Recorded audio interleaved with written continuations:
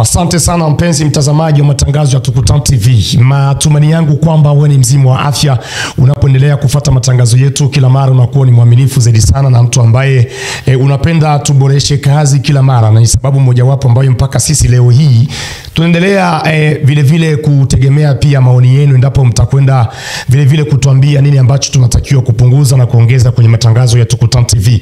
Bana, mimi Dinamike Malembe wa Tiki TV, mtoto wa kwanza kabisa wa Tiki TV. Nipo mashariki mwa nchi ya Kongo ambapo tunapeperusha matangazo yetu kila siku. Na katika siku ya leo, hizi siku 2-3 hapa tulikwenda kuzungumza kuhusiana na kuwepo kwa Joseph Kabila Kabange mjini Goma, ambapo alikwenda kuwasili. Ilikuwa ni siku ya Jumapili kuamkia siku ya Jumatatu, tuseme siku ya yenga wanasema Waswahili, kuamkia siku ya kwanza. Joseph Kabila Kabange yuko mjini Goma, na kule mjini Goma Joseph Kabila Kabange alikwenda kuonana na viongozi na tabaka mbalimbali ambazo yalikwenda kuzihusisha kwenda kufanya mazungumzo au mabadilishaji ya maongezi kuhusiana na usalama mdogo unaendelea kuripotiwa mashariki mwa nchi ya Kongo.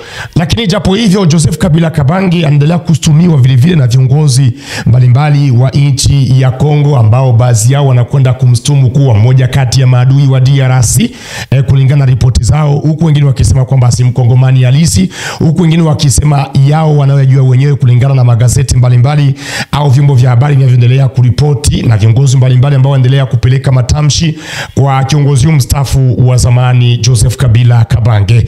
Mpenzi mtazamaji, atuko huko.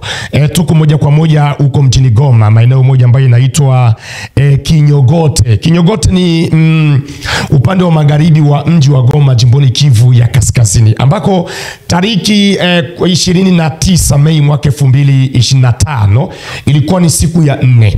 Joseph Kabila Kabange alikwenda kukutana na viongozi mbalimbali wa makanisa ya tuseme wanaotambulisha dini maeneo ya Goma. Hivyo kulikuwa tabaka mbalimbali, kulikuwa viongozi mbalimbali wa makanisa mbalimbali, dini mbalimbali, madhehebu mbalimbali ambayo ilikwenda kujitambulisha na kwenda kufanya mazungumzo au mabadilishaji mawazo ya amani kati ya Joseph Kabila Kabange, rais mstaafu, na viongozi hao wa makanisa. Na katika mkutano huo, mpenzi mtazamaji, ni kwamba Joseph Kabila Kabange alikwenda kuonesha nia yake kwamba yeye amekuja kama vile mkombozi ambaye anakuja kutoa wakongomani katika shimo la vita ambapo linabebelewa zaidi sana na magaidi au waasi wa M23 au tuseme AFC, ambayo inashtumiwa kuwa inaungwa mkono na nchi ya Rwanda. Joseph Kabila Kabange alikuwa muwazi na kusema kwamba yeye ni kama vile mpatanishi na anakuja kutafuta amani. So Joseph Kabila Kabange alikutana baadhi ya raia, kama ninatoka kusema, alikutana baadhi ya raia au tuseme baadhi ya viongozi wa dini wa makanisa mbalimbali na kwenda kufanya mazungumzo. Katika mazungumzo hayo, mpenzi mtazamaji, ni kwamba viongozi wa makanisa walikwenda kumuomba Joseph Kabila Kabange kuwa mmoja kati ya muamuzi au awe ni arbitre, tuseme muamuzi wa mgogoro uliopo kati ya Kongo na magaidi wa AFC M23 katika miaka 18 ambayo alikwenda kuitumikisha ya utawala wake au katika uongozi wa kuwa rais katika miaka 18.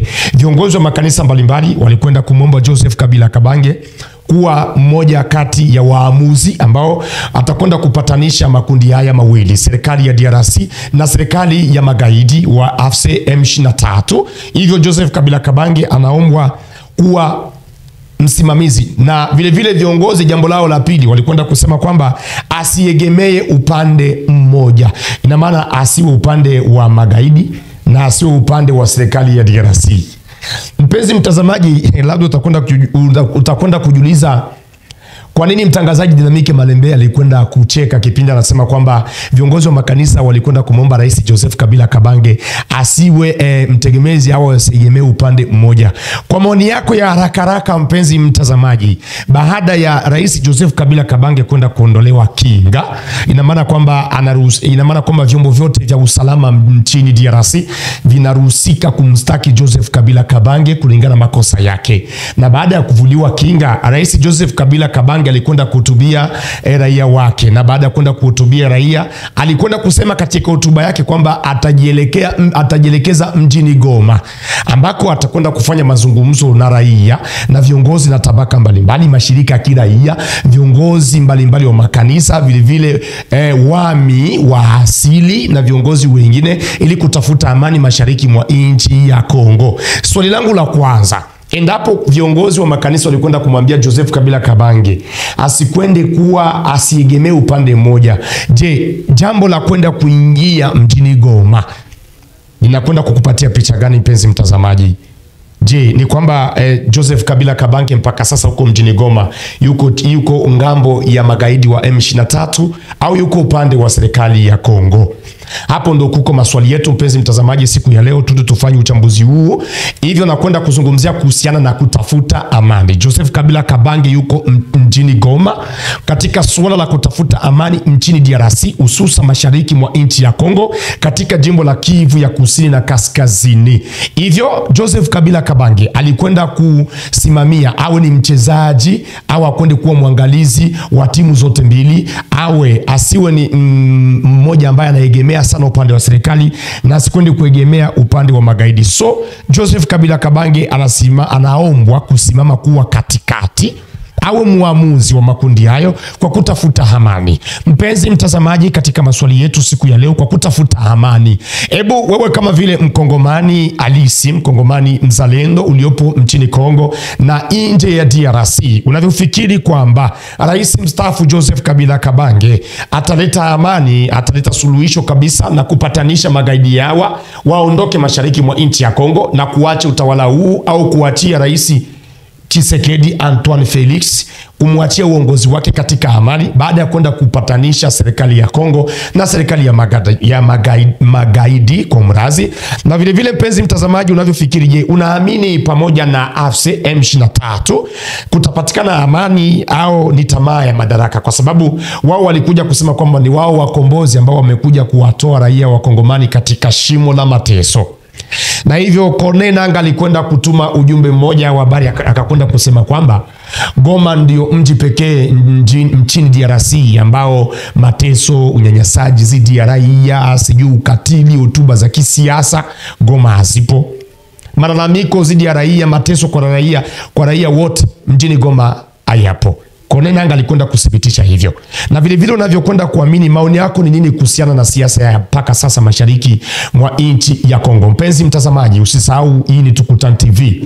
Tunaomba majibu yako tafadhali, na maoni yako yatakuwa ni ya msingi kipindi hiki muhimu zaidi sana cha kutafuta amani, kwa sababu vita hivi walikwenda kusema kwamba si vita tu vya chama cha kisiasa cha UDPS, bali ni vita vya wakongomani wote waliopo nchini Kongo. Hivyo tunapaswa kuelewa kwamba hao wakongomani wanaombeka kuelewa kwamba hivi sio vita vya kisiasa, sio vita vya vyama vya kisiasa au vyama vya upinzani na vyama vilivyopo madarakani, bali ni vita ambavyo kila raia anatakiwa kujihusisha navyo katika kutoa mawazo, vile vile kama viongozi wengine wa kisiasa. Asante sana mpenzi mtazamaji, ni hapo tu nitakuwa nimekwenda kutamatisha labda maongezi haya, au tuseme uchambuzi huu wa hadi mpaka sasa inavyoendelea. Rais Joseph Kabila Kabange alikwenda kutupa picha zake za kuwepo huko mjini Goma na kwenda kuwairisha kabisa na kuthibitisha kwa wakongomani kwamba yuko mjini Goma, na yuko mjini Goma ni kwa ajili ya kutafuta amani, suluhisho kwa wakongomani wote. Hivyo